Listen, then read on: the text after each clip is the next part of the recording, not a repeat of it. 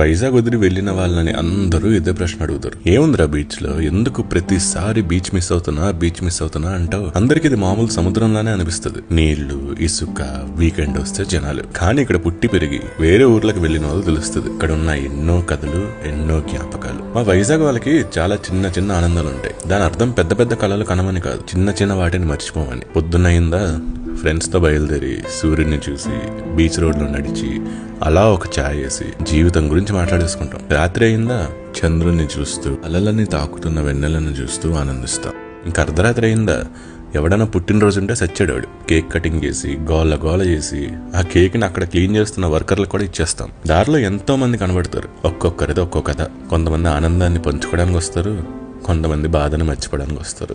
కొంతమంది ప్రపోజల్లు ఇక్కడే యాక్సెప్ట్ అయ్యాయి, కొంతమంది బ్రేకప్లు ఇక్కడే అయ్యాయి. కొంతమంది మొదటి పరిచయం ఇక్కడే అయింది, కొంతమంది చివరి మాటలు ఇక్కడే అయ్యాయి. కొంతమంది జీవితాలు ఇక్కడే మొదలయ్యాయి, కొంతమంది జీవితాలు ఇక్కడే ఆగిపోయాయి. ఎన్నో కథలు, ఎన్నో జ్ఞాపకాలు. అందరినీ కలిపేది మాత్రం ఈ సముద్రమే. ఇది మాకు ఫ్రీ థెరపీ లాంటిది. ఏ ఊరికి పోయినా తలుచుకుంటూనే ఉంటాం. ఇట్లు దూరంగా ఉన్న ఒక వైజాగ్ పిచ్చోడిని.